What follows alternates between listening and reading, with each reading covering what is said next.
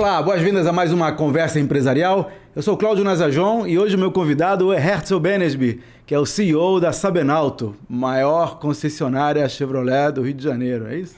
Olá, Cláudio. Muito obrigado pelo convite, por essa introdução aí que é real, mas a gente não costuma se apresentar assim, mas obrigado. E como é que você se apresenta? Vamos lá. Não, por exemplo, como um concessionário Chevrolet. Nesse caso, quando for o assunto, for apresentação profissional, né? Tá bom. Qual a diferença entre seu... Não, acho que aí eu teria que entrar na questão mais de vaidade, né? A gente tem esse posto conquistado com um esforço até recente, mas a gente não costuma colocar dessa forma. Ah, tá bom, mas assim, é merecido, né? Não, obrigado. Não, sim, é uma realidade, fato. É fato, isso. somos os maiores do Rio de Janeiro. Então, como é que começou a Sabenauto? Cláudio, é interessante essa história porque ela começa muito, muito distante do Rio de Janeiro, né? A gente tem relevância no Rio de Janeiro, mas a Sabenauto se inicia na longínqua Rondônia no ano de 69. Uau. Era uma configuração em que nós morávamos no Rio de Janeiro, como sempre, a família, mas por um passado do meu pai, ele passava por essas regiões, ficava algumas boas temporadas. Ele representava empresários de Manaus e ele se deparou um dia com uma oportunidade, uma minúscula concessionária no interior de Rondônia. E ele, assim como ele comprou posto de gasolina, comprou fazenda, ele achou que era tudo barato. Tudo lá no norte. Tudo no norte. E no meio veio uma pequeníssima concessionária Chevrolet, hoje nem existe mais. E com alguma expansão ele foi para a capital, que era Porto Velho, e assim ficou durante muitas décadas nesse tamanho, logicamente de um lugar economicamente muito modesto e um mercado de carros menor ainda.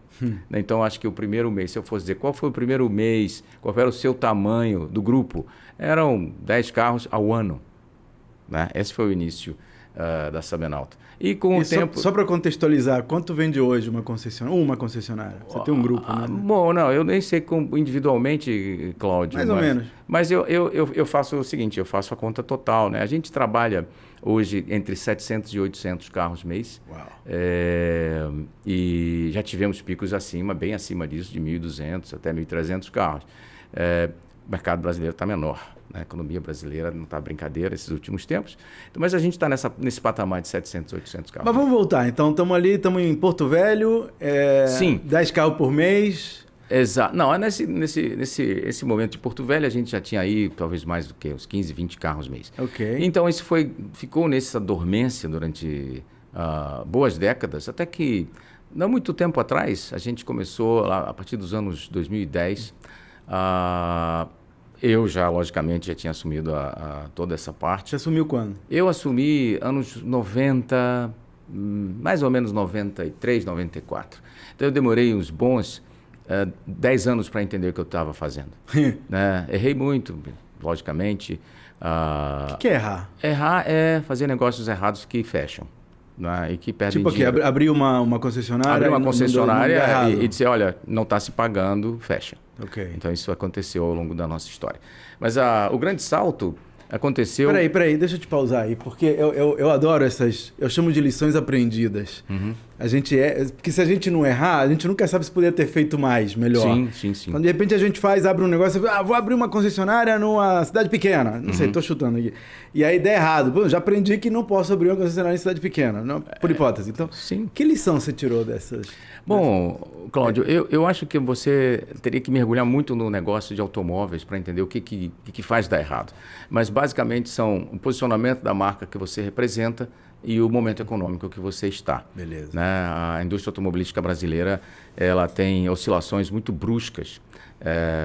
Do momento em que a gente começou a expansão, por exemplo, para o Rio de Janeiro, para hoje o mercado está menor, o que é inacreditável. 8 anos depois, o mercado brasileiro vende 1 milhão de a menos por ano. 1 milhão de carros a menos. Não. A indústria total. Gente. A indústria total. O Brasil tem uma capacidade instalada de quase 5 milhões, talvez mais, com esses novos entrantes asiáticos, chineses especialmente, estão chegando, e está produzindo próximo de 2 milhões. Quer dizer, tem uma capacidade gigante aí que não está sendo utilizada E nós já navegamos por momentos de mais estímulos, menos estímulos, juros mais baixos, juros mais altos, programas que reduzem tributos, como o IPI. Isso tudo altera o tamanho da indústria. E é nesse ambiente que nós trabalhamos.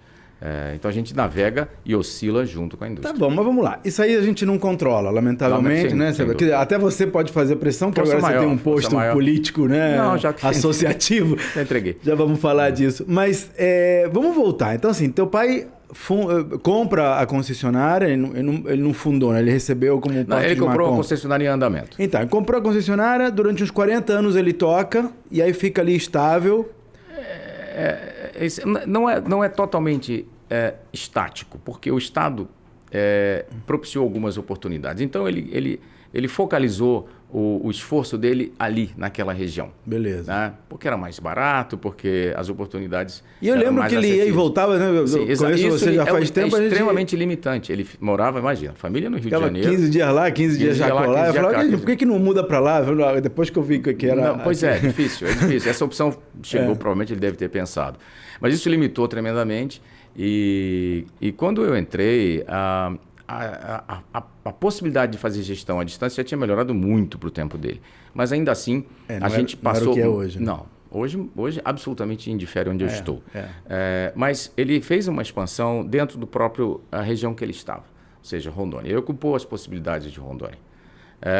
E quando eu entrei, exatamente foi nesse momento em que estava se expandindo possibilidades em Rondônia. Mas eu como tudo que a gente faz quando a gente olha os pais, a gente repete. Né? Você copia e você tenta ser igual. E eu fiz exatamente a mesma coisa. Fiquei indo e vindo durante uns bons anos. Teve um custo de ordem pessoal tremendo. Mas o que eu percebi aí, tentando não ser vaidoso, mas é que por eu não ser daquela região absolutamente, ou seja, eu tinha conhecimento, eu via o tamanho do que era possível nesse negócio com os meus colegas cariocas, paulistas. E eu acho que ter feito um trabalho bom naquela região me propiciou a chance de ser lembrado quando outros lugares permitiram a nossa expansão. E, naturalmente, né, para uma montadora que acredita em você, você fala, pô, você mora num lugar, se o concessionário é longe, por que você não tem onde você está?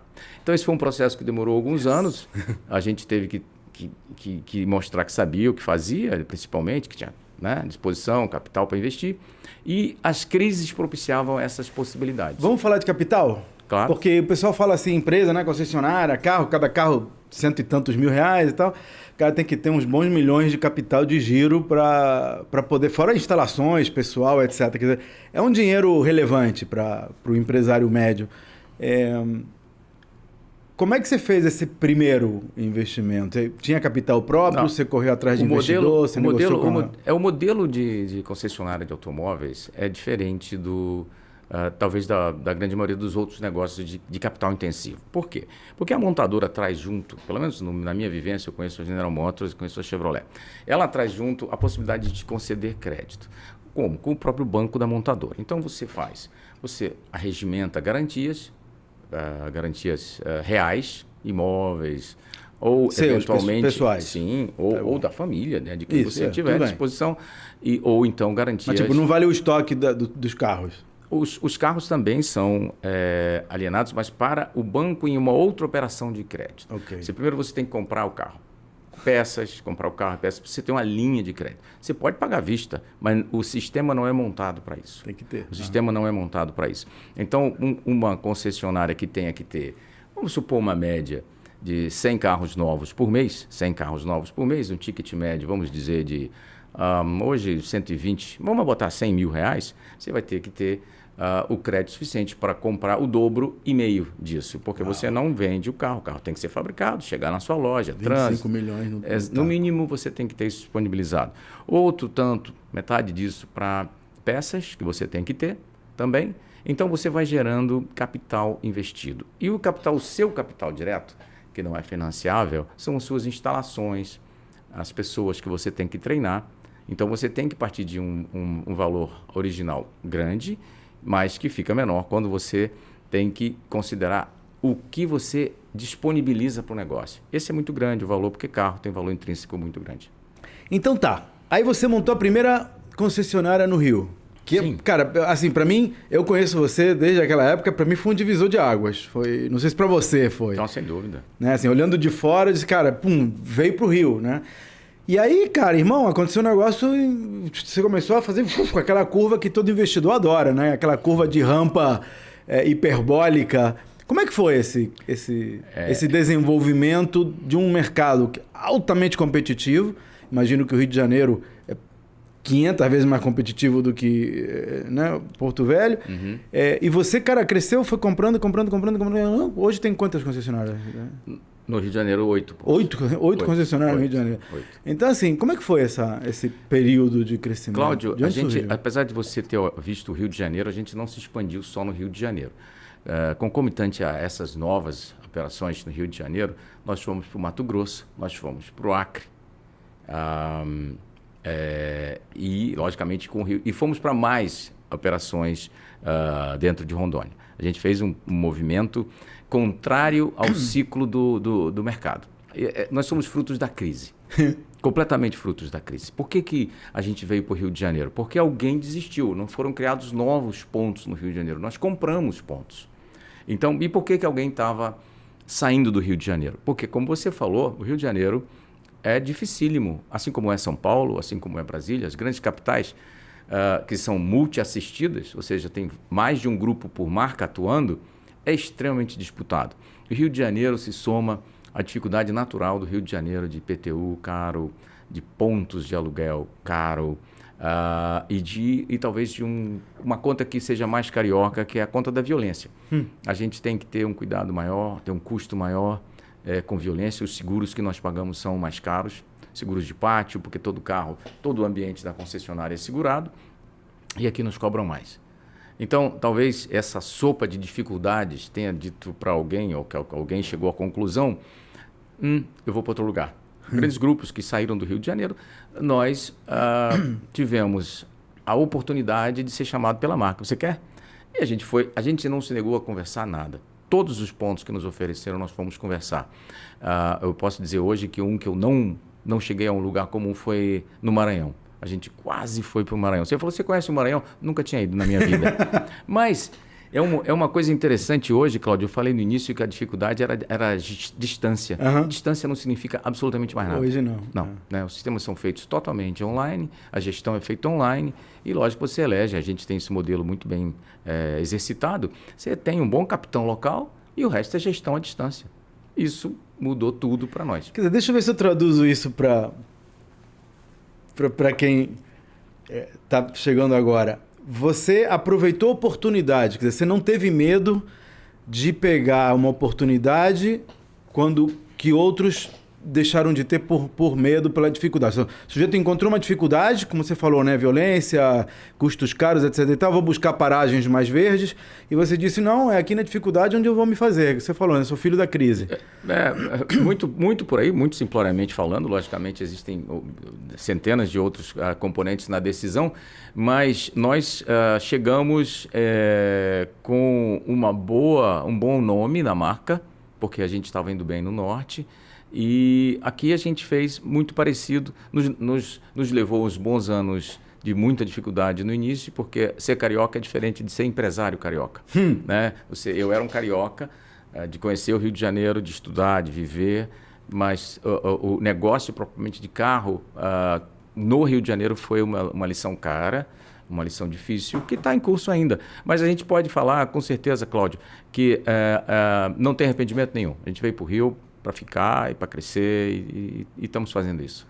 Me fala aí desse processo de crescimento. Uma das grandes dificuldades do empresário quando ele começa a crescer de uma maneira atípica é contratar gente, é encontrar pessoas. Sim. E assim, no meu setor, a mão de obra é intensiva, 70% dos meus custos são pessoas, não são equipamentos. Então, para mim, desde o início, eu criei fluxos de capacitação, recrutamento e desenvolvimento de pessoas. Faz parte do meu negócio. Como é que você fez com isso? Porque à medida que você foi crescendo de 1 a 8, a 11 que vocês têm hoje, como é que foi esse processo de gestão de pessoas? Não pode depender de você. Não, então... claramente não. Esse foi um processo, em especial no Rio de Janeiro, difícil, Cláudio, porque para você montar uma loja já é difícil. Uma loja já é Quanta difícil. gente tem? Quantas pessoas estão? Olha, média. Depende do tamanho, do porte da concessionária. Tem concessionária de 30, tem concessionária de 250, 300 pessoas. Né? O total que nós temos de empregos diretos hoje se aproxima de 1.000.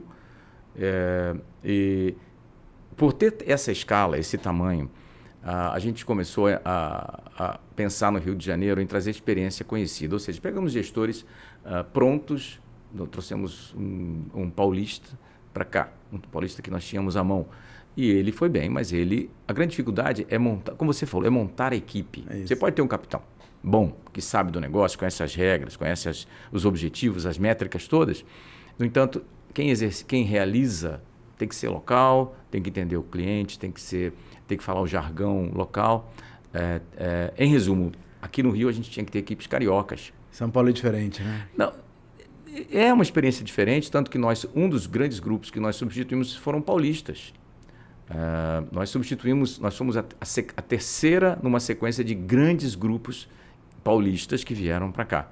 Veio um grupo imenso, muito bom de São Paulo, não deu certo em menos de um ano.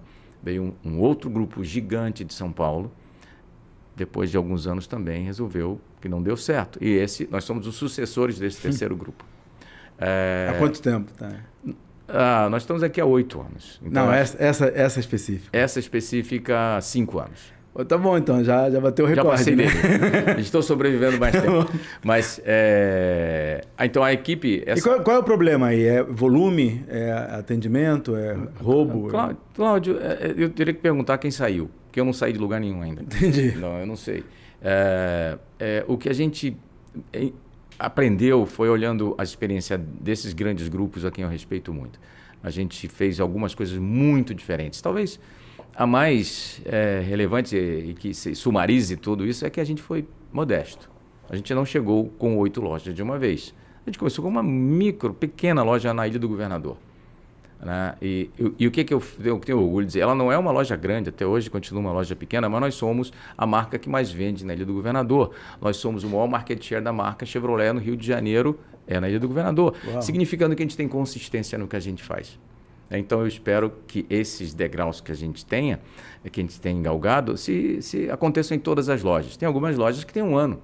Por exemplo, como Niterói Centro, essa é uma loja nova. Temos uma loja dentro de um shopping que não é inédita. Dentro de um shopping tem uma concessionária Chevrolet plena, com código, com tudo, em São João de Meriti, dentro do shopping Grande Rio. Isso tudo a gente aprende. E a grande mágica é que a gente agora tem equipe local. Então a gente consegue ser atraente, porque a gente já tem um nome conhecido. Imagina, quando eu cheguei aqui, quem é Sabenalto? Ninguém nunca ouviu falar. Hoje você fala, eu vou trabalhar na Sabenalto, dentro do mundo Chevrolet, já é uma coisa interessante. Esses caras são grandes, esses caras estão aí para ficar. Então a gente consegue ter excelentes colaboradores hoje, eu diria para você. A GM tem uma métrica, Cláudio, que ela chama-se, ela qualifica em 4 graus, A, B, C, D, sendo A o melhor. É difícil atingir isso, né? Ao longo do tempo, você investe e não pode deixar cair nenhuma das métricas, e são muitas, que a GM te cobra para você atingir essa qualificação A. E nós temos o orgulho de dizer que até há poucos dias atrás recebemos as placas da GM, nós somos A em todas as nossas operações, em todo o Brasil. Parabéns. Obrigado, a gente se orgulha muito disso, né? Isso tem sido um motivador para dizer, poxa, eu sei fazer o negócio. Se eu vou ganhar dinheiro mais ou menos, ou vou ganhar, ou não vou ganhar, é o mercado que tem ditado.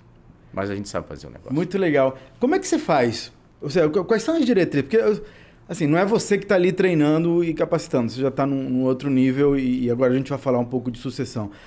Como é que foi esse processo de preparar os mecanismos de recrutamento e desenvolvimento de pessoas dentro da Sabenalto para poder manter esse streaming, né?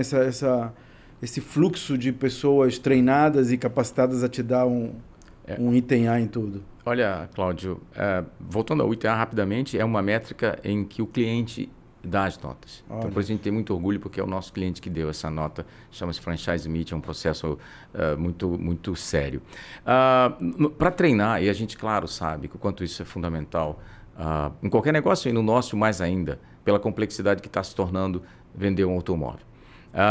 Nós usamos, na plenitude, os treinamentos que a montadora patrocina. Ela tem uma universidade Chevrolet que tem uma mistura de cursos presenciais, cursos técnicos, cursos online e cursos de terceiros, que ela não só oferece, mas ela nos cobra um mínimo de participação. Então nós temos também, isso faz parte da métrica que a gente atinge para ser considerado A.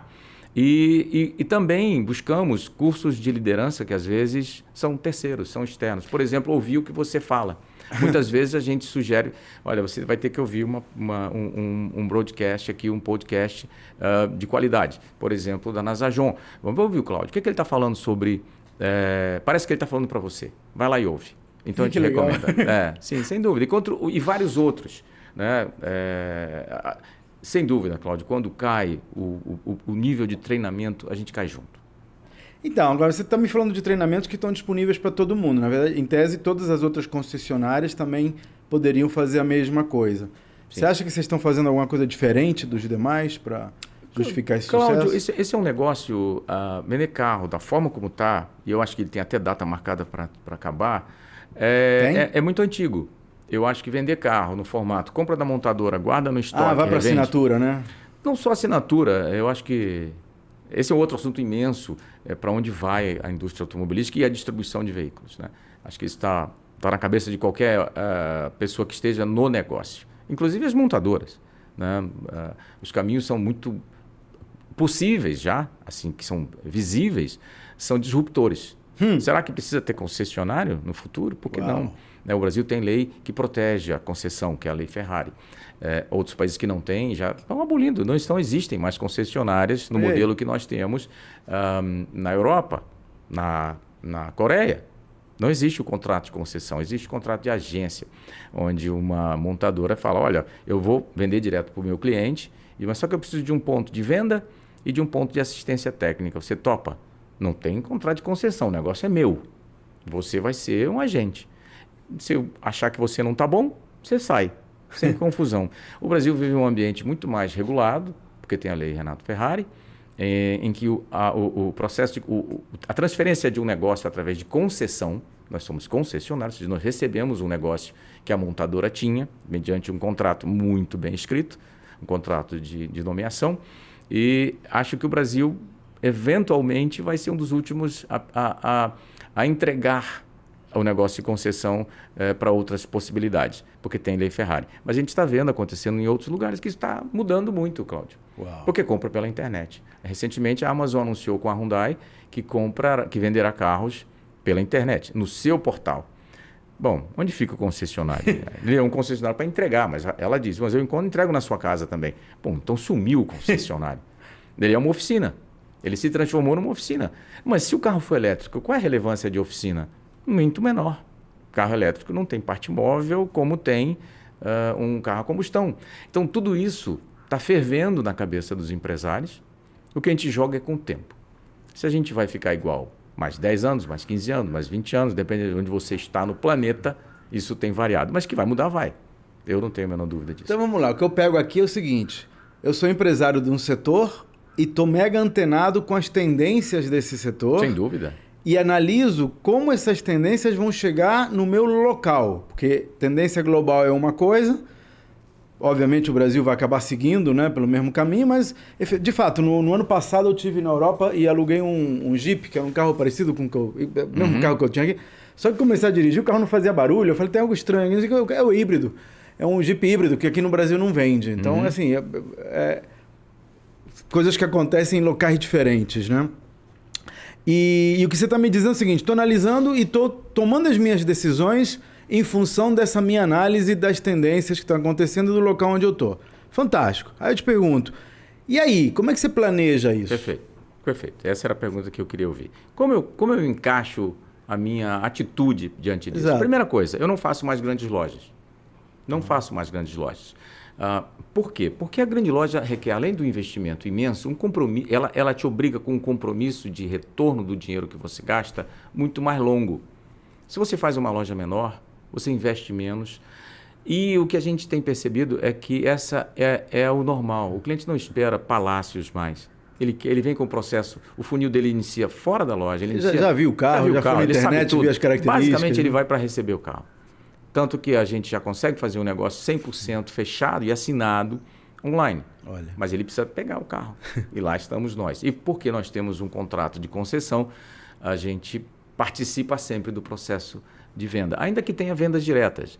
Vendas diretas na minha marca, felizmente, é com interveniência da concessão. Ou seja, a montadora não pode vender direto para você, sob qualquer pretexto, se o teu carro...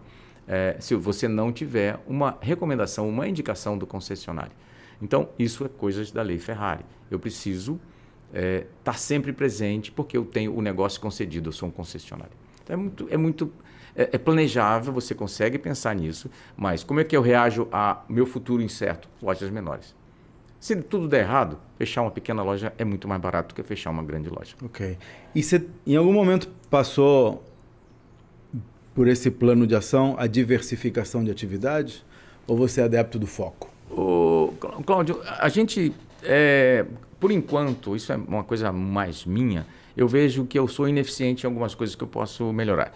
E ainda estou vendo campo para isso. Por exemplo, o meu foco nessas expansões todas tinha que ser veículos novos. Eu preciso vender carro novo, porque eu tenho que atender as métricas da marca. Eu preciso ocupar meu market share.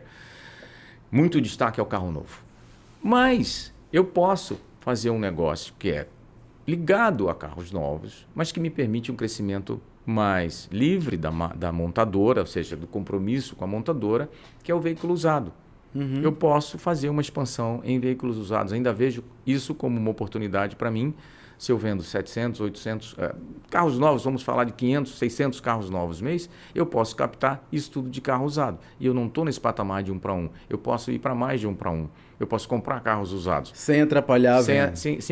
Exato. Independente do volume de carros novos. Então, eu acho que eu tenho campo isso.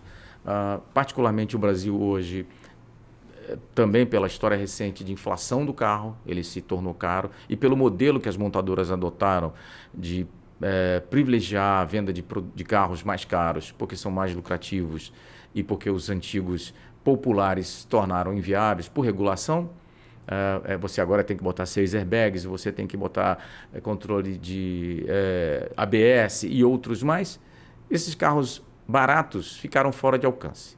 Então a população começa a enxergar o carro usado como carro de entrada, não mais o carro de entrada tradicional de alguns anos atrás. E isso em outras concessionárias? Ou você não está misturando na mesma empresa? Não necessariamente, mas nós temos projetos em andamento que farão com que a gente, dentro da estrutura de grandes lojas, a gente tem algumas lojas grandes, as primeiras são muito grandes, a gente vai segregar espaços nobres para vender veículos usados, permitindo que você tenha a mesma experiência de limpeza, de seriedade, de confiança que um veículo novo tem, também nos veículos usados. É uma pretensão que a gente está iniciando para 2024. Que é um problema, né? Quando a gente compra carro usado, sim, a confiança é tudo. Tudo, claro, exato. Tanto que a gente vai só vender carros com garantias além da garantia legal, vamos fazer vistoria cautelar de todos os veículos, a gente vai realmente... Agora vamos lá, às vezes tem os tais dos cisnes negros, né? Que a gente não vê aparecer. Muito recentemente, falando de unidades de anos, né? 2, 3, 4... começou a aparecer a onda da assinatura, do aluguel, né? Sim, Netflix dos carros. Sim, eu, inclusive, achei que meu próximo carro seria um carro por assinatura, mas aí eu decidi andar de carro blindado e o blindado ainda está inviável até tem gente oferecendo, mas é inviável. Mas quando eu fiz as contas entre comprar um carro zero e alugar, fazer uma assinatura do carro por 3 anos, vale totalmente a pena assinar o carro. Como é que isso implica em você? Tem concessionárias fazendo isso, mas também tem as Localiza, a Movida, essas empresas estão vendendo carro por assinatura também. Como é que isso impacta no teu negócio? Impacta claramente. Nós participamos de uma de uma apresentação do Banco Itaú, da inteligência do Banco Itaú. Me permita falar, o banco é um banco imenso e de muita segurança no que fala. Tranquilo, isso aqui não é Globo. Pois é. Não, e eles apresentaram para a gente agora, 2 meses atrás, eles entendem que o mercado de assinaturas vai tomar já, se não já tomou, 15% a 20% do negócio de venda de carros. E a nossa percepção, Cláudio, é que sim, isso é uma realidade. A assinatura não só a conta financeira que você fez, é também a venda da conveniência. Ou seja, você não tem o estresse de revender o carro, saber se está certo. Vou gastar a mesma coisa e entrego o carro ou troco por um zero. A multa está lá, você vai ter a gestão, o serviço está incluído, o seguro está incluído, você vai ser avisado quando for hora de fazer o seu serviço pelo próprio sistema de gestão da locadora. Eu acredito muito nisso, eu criei a minha também, ainda estou tendo um longo caminho à frente. Mas a minha meta para o ano que vem é atingir pelo menos 5% do meu volume de carros novos em assinatura. Como é que está isso no exterior? Você está acompanhando?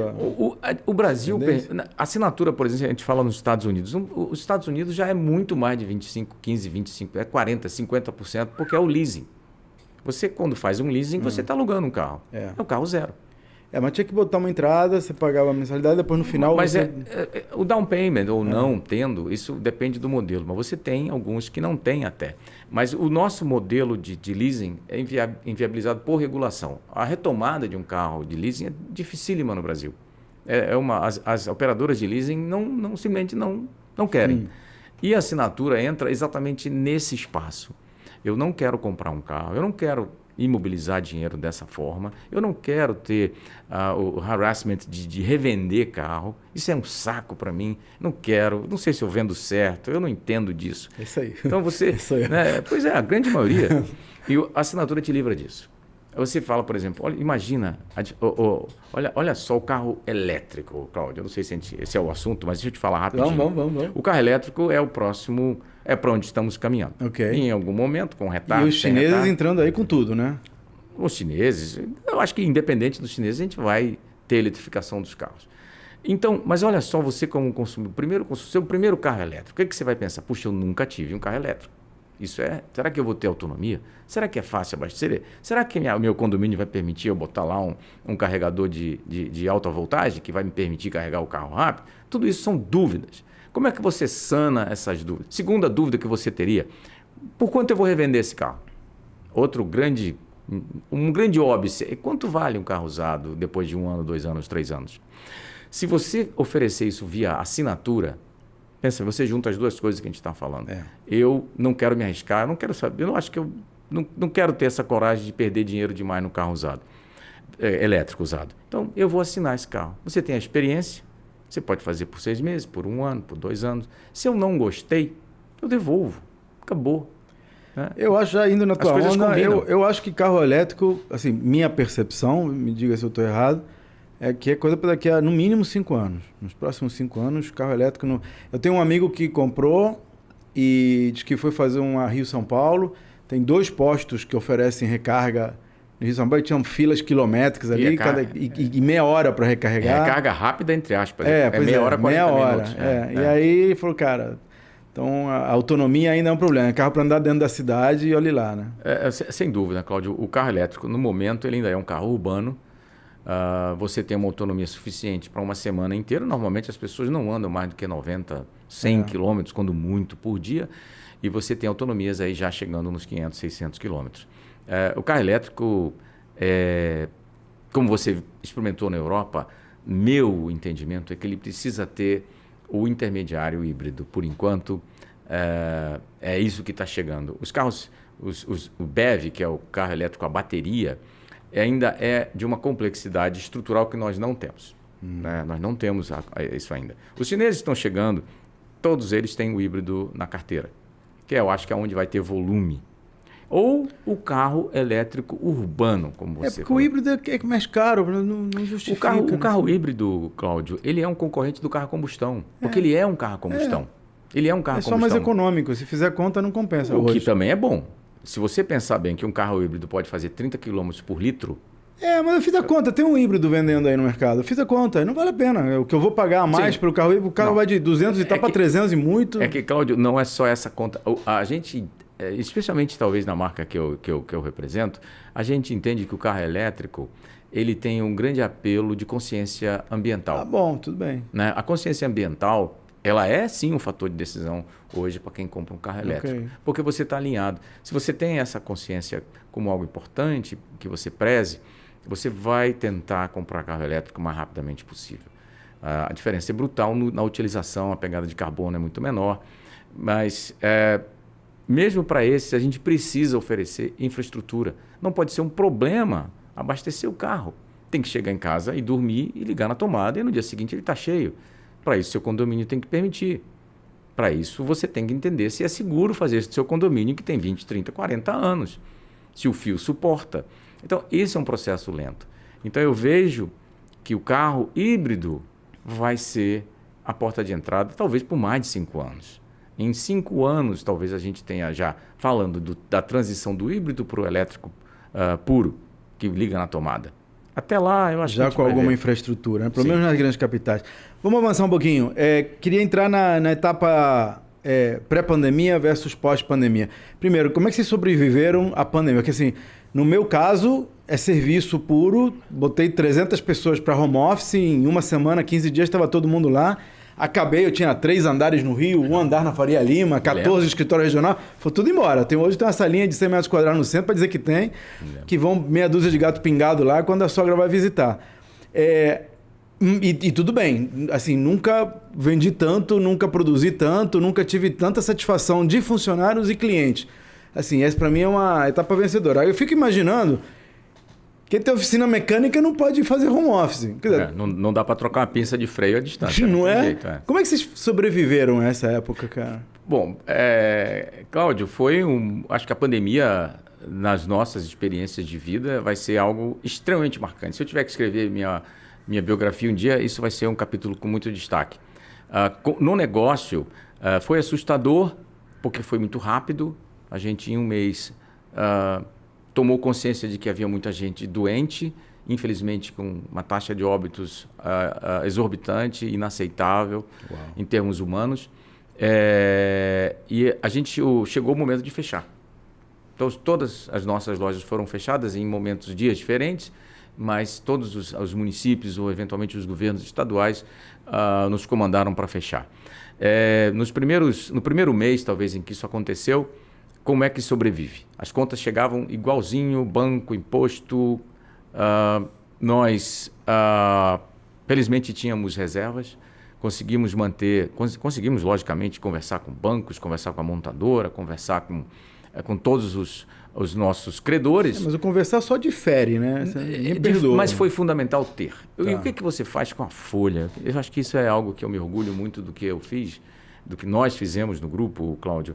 A gente consegue dizer para o banco, me dá mais um mês, me espera, o momento está especial. O imposto foi alto, o governo ajudou com esses programas de auxílio, mas a nossa preocupação fundamental foi com as nossas equipes. Como concessionária de carro, uma boa parte da nossa folha é comissionada por resultado de venda. Como você vai vender se você não vendeu? Você fechou as portas, né? Então, essas equipes ficaram na berlinda. Nós priorizamos essas equipes. Nós queimamos uma quantidade boa de reserva, Cláudio, mas nós optamos por pagar pela média pré-pandemia. Legal. E mantivemos nossas equipes protegidas. Poxa, é algo legal. que a gente tem muito orgulho de Eles ter feito. reconhecem isso? Cláudio, eu acho que isso deveriam reconhecer. Eu acho que sim. Eu nunca pergunto isso, mas eu sei que nós temos mantido equipes e que lembram desse tema, sim. Muito bom. Ok, pandemia passou, se a gente pode dizer que passou, e agora meio que voltou-se à normalidade. Quando a gente fala agora final de 2023, nós estamos gravando isso no final de novembro de 2023, praticamente vida normal em quase todos os locais. Não conheço, estou falando quase por segurança, mas muitas empresas, ou seja, muitas empresas voltaram. Eu tenho concorrentes, por exemplo, que tem prédios inteiros e que volta para o trabalho. Não quero saber mais, esse negócio de remoto não funciona. E tem empresas como a minha que decidiram, não, eu gostei, vou ficar aqui. E tem o pessoal que entra no híbrido, que eu acho o pior dos mundos. Assim, não, vem trabalhar 2 vezes por semana. Eu acho isso o pior dos mundos. Vou repetir de novo. É claro, porque olha só. Quando pré-pandemia, eu tinha minha força de trabalho 90% do Rio de Janeiro, 10% de São Paulo. E 0% no resto dos estados. Era 1, 2, 3 pessoas em cada lugar. Hoje eu tenho minha força de trabalho distribuída em 14 estados brasileiros. E 3 países fora Brasil. Tem gente trabalhando na Hungria, em Portugal, entendeu? Isso não é possível no presencial, evidentemente, e não é possível no híbrido. Não dá para dizer para um cara que mora em Lisboa ou que mora em Gramado. Tem gente em Gramado, por exemplo. Tem 2 pessoas em Gramado. Não dá para dizer, vem 2 vezes por semana aqui. Terças e quintas tem que trabalhar no escritório. Aí eu perco a flexibilidade do remoto e não ganho o controle, entre aspas, que tem. Eu acho que isso é preguiça do empresário, certo? Eu acho que isso é o sujeito que não quer mudar a maneira de gerir as pessoas. Porque quem está acostumado a gerir as pessoas por olhar, né? Olho, segunda a sexta, 9 às 18, estou vendo você trabalhar. Se você está no Facebook, não estou vendo, mas estou vendo você está aqui trabalhando, fazendo alguma coisa. Versus o que eu tenho que ter no controle de acesso remoto, né? No acompanhamento do trabalho remoto, que é definir indicadores de desempenho entregáveis e resultados. É outra maneira de trabalhar. Se você vai trabalhar de 9 às 18, você vai trabalhar de 9 às 11, vai buscar teu filho, volta, trabalha depois de 1 às 3, vai para academia, volta, vai trabalhar depois das 7 às 9, problema seu. Eu vou analisar resultados. Então, tem que mudar a cabeça. E os empresários estão com dificuldade de mudar essa cabeça, então muitos estão voltando para o híbrido, entre aspas, por demanda do funcionário. O funcionário diz, não quero mais. Esse negócio de segunda a sexta, 9 às 18, não quero mais. Aí eu vou para outra empresa. Agora, não, então tá, então vem 2 vezes por semana. Mas é preguiça. Acho que o remoto funciona para quem funciona, né? Oficina mecânica não serve. Mas para o escritório dá. É só saber fazer. Olha, eu concordo plenamente. Como é que foi o teu pós-pandemia? Não, olha, eu vou te falar até uma experiência que eu tive até há pouquíssimo tempo atrás. Eu era o presidente de uma empresa que eu ajudei muito a criar, chamada Revo, que é uma gestora de locadoras. Lembra uma ideia em que a gente incentiva assinaturas e tinha que montar essa empresa. E essa empresa já nasceu dentro da pandemia, portanto, totalmente remota. Nós não temos um escritório. E ela funciona perfeitamente. Perfeitamente. Quando é necessário, muito necessário, 2 vezes por ano, 3 vezes por ano fazer encontro presencial, a gente faz. Mas ela funciona remota em sua essência. Legal. Tudo é feito online e funciona realmente o processo. Mas esse é um tipo de empresa que permite. É serviço. Uma oficina não tem muita... Não. Então nós estamos 100% presenciais, já tem um bom tempo. Como é que a gente enfrentou isso? Em todos os setores? Teu setor, por exemplo, de, sei lá, administrativo? O que nós temos, Cláudio, são centros espalhados. Se você pensar, onde está o meu CRM, não está no lugar da loja. Está longe, está remoto. Está completamente remoto. Ele poderia estar em outro planeta. Não teria a menor diferença. Mais presencial. Mas ele tem que ir lá fazer... Tem um grupinho lá em Marte, sentado na oficina de Marte. Exato. Eles apenas permitiram uma pulverização muito maior. Mas o modelo ainda voltou a ser presencial. Nós, durante a pandemia, aprendemos muito. A parte os medos de distância acabaram de vez. Ou seja, eu consigo fazer coisas à distância, eu consigo solidificar. Por exemplo, você imagina, você está em vários estados, eu estou em 5 estados. Como é que eu faço o financeiro disso não emperrar? Né? Não emperrar. Tem tanta ferramenta online, na nuvem, que você faz isso, mas absolutamente sem confusão. Isso é seguro. Não, então começando a surgir ofertas que antes não existiam. Olha só, a gente tem uma dificuldade, por exemplo, de integração dos funcionários. E tem coisa de um mês, veio uma proposta deixa eu ver se eu souber o nome da empresa, eu falo para fazer propaganda. É o Oba. Eles são uma espécie de Gympass de coworkings. O Gympass, você sabe o que é, né? É uma assinatura que você faz por mês e aí você vai para uma cambada de... academia. Então você quer fazer, por exemplo, se você viaja muito daqui para Rondônia, não sei o quê, você se associa e você pode ir aqui na Bodytech do Rio, ou em São Paulo, ou em Rondônia. Então você escolhe. É um esquema flexível. E agora fizeram isso com coworkings. Então tem milhares, não sei se chega a 1 milhar, mas tem centenas de coworkings Brasil afora. E as pessoas, então, você paga uma assinatura mensal e você tem direito a usar qualquer coworking dessa lista. Para a gente isso é muito bom, porque nós temos funcionários, como eu te falei, espalhados. Então, e a gente está incentivando o encontro desses funcionários. É um incentivo, porque a gente está sentindo dificuldade, por exemplo, na integração das pessoas, principalmente no onboarding, na contratação, na entrada. Então, a gente está criando eventos presenciais, não obrigatórios, pré-agendados. Os obrigatórios são pré-agendados, tipo 3 por ano, e não obrigatórios, mas que eles possam se encontrar para realizar essa integração. Então, esse tipo de oferta não existia no ano passado. Agora está começando a aparecer. Eu acho que é mais oferta e demanda. Eu, por exemplo, eu prevejo como uma possibilidade de negócio que apareça alguém fazendo o que a Roda Conveniência está fazendo. A Roda monta pequenos mercados. Eu tinha uma na garagem da minha casa. Eles montam prateleiras de mercado alto. Sim. Né? Você vai lá, pega, paga, tem uma câmera olhando para você e pronto, acabou. Exato. Né? Eu imagino a gente fazendo isso para estações de carga de carro. Negocia com o condomínio, faz a instalação, bota lá 2, 3 estações de carga. Nada impede. Tecnologia para isso é simples e fácil. Então, assim, acho que na medida que houver demanda, vai aparecer oferta. E aí é o que você falou, tem que estar antenado. Deixa eu passar mais para frente. Planos para o futuro, Herzl. O que você imagina nos próximos 3 a 5 anos para a Sabenalto e para o Herzl? Vamos falar um pouco de sucessão também. Legal. Olha, Cláudio, para a empresa, eu acho que a gente está fazendo consolidar tudo que a gente já fez. Não tenho, assim, montando no raciocínio nada para o próximo ano ou 2 anos que envolva uma expansão dessa magnitude. No meu lifetime, no meu tempo de vida, é uma vez que acontece isso. Eu acho que dá muito trabalho, é muita energia que se joga nisso. Eu quero ter segurança de que o que eu fiz é sólido e vai perdurar.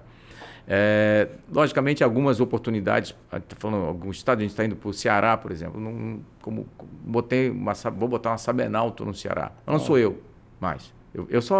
Eu aprovei, basicamente. Eu não pensei, eu não fui lá, esse é meu time que faz, e que faz as negociações com a montadora, a gente vai distribuir peças lá, eu não tenho ideia mais do detalhe de cada negócio, e eles me trazem pronto. Então, eu acho que eu já tenho um passo grande para não ser mais operacional. Okay. Eu passei 3 anos como presidente de associação, né, justamente na loucura da pandemia e depois da interrupção do fornecimento de insumos, especialmente microprocessadores. Então, eu passei 1 ano, 2, 3 anos extremamente intensos, em que o meu negócio ficou em segundo plano. E ele, por ter essa autonomia e distância de mim, ele se reconstruiu no processo decisório e eu não quero voltar. Que legal. Eu não quero voltar. Então, você falou em processo sucessório. Eu diria para você que eu já fui sucedido. Eu já não estou mais. Eu estou meio rainha da Inglaterra, né? Porque hoje você vê aqui, agora nesse momento tem gente lá enlouquecendo fechar o mês. Eu estou basicamente cobrando. E aí? Vai fazer? Né? Não estou mais envolvido com isso. Muito legal. Essa é uma posição que eu estou já há uns 2 ou 3 anos e, cara, até isso aí, não troco mais. Não, cara, outra qualidade de vida. Exato. Muito bom. Herzl, cara, você tem, assim, vamos fechar aqui com considerações finais. Imagina que quem está nos ouvindo está querendo montar uma empresa, ou já tem uma empresa, né? Uma empresa de um certo porte, e quando pensa em expansão, aparecem as oportunidades, aparecem os medos, né? Vem pandemia, o nego fica com medo. Vem crise, as pessoas ficam com medo. Vem concorrentes novos de fora, as pessoas ficam com medo. E o que você mostrou aqui nessa conversa é que o medo foi uma oportunidade para você. Você foi ali, essa tua frase, eu sou filho da crise, para mim foi, tem que botar numa madeira. Como é que você ajuda alguém que está nessa situação, que já tem uma empresa estabelecida e de repente se vê frente a uma oportunidade que dá aquele friozão na barriga? Como é que você... O que você diria para essa pessoa para ela aproveitar essa oportunidade? Que faça ela aproveitar essa oportunidade e trilhar o sucesso? Olha, Cláudio, eu acho que otimismo é um componente fundamental na vida. Sempre haverão dificuldades enormes para absolutamente tudo. Né? Para eu chegar no meu carro aqui, eu sei que eu posso encontrar todo tipo de dificuldade, posso escorregar, mas eu não penso nisso. Eu acho que se você tiver um bom planejamento, se apoiar em experiência, em conhecimento, logicamente tiver o capital necessário, o mundo sempre vai permitir que você tenha sucesso. O que eu recomendaria também na contraponto é nunca despreze as dificuldades que existem. Elas existem. Não despreze o conhecimento formal, o estudo. Não tem via rápida, não existe. Se eu estou dizendo que eu estou aqui no Rio há 8 anos, eu ainda estou me consolidando após 8 anos. Insista, é possível. O mundo não é ruim, não acaba. E uma coisa que eu resumo, Cláudio, o mundo não acaba. Não acaba. Ele pode mudar, mas ele nunca acaba. Se acabar, realmente não tem mais o que fazer. Aí é fim de tudo. Mas ele nunca acaba. Isso é... Ainda mais que você tem uma bagagem que mesmo se perder tudo, for para falência, cara, o que você aprendeu, o que você sabe, começa de novo. É seu. Vale a pena. Conversei com o Herzl Benesby, CEO do grupo Sabenalto, concessionárias da... É Chevrolet ou General Motors que fala? Nós usamos Chevrolet. Chevrolet, no Rio de Janeiro. Se você gostou, clica no like, compartilha com quem você achar que vai se beneficiar dessas pílulas de sabedoria. E se quiser mais, entra no grupo Gestão e Negócios do WhatsApp. É só botar claudionazajon.com.br/gestão e negócios, tudo junto. E você entra lá no meu grupo de WhatsApp para ouvir pílulas diárias de gestão e negócios. Herzl, super obrigado pela participação e até o próximo episódio. Muitíssimo obrigado, uma alegria estar aqui.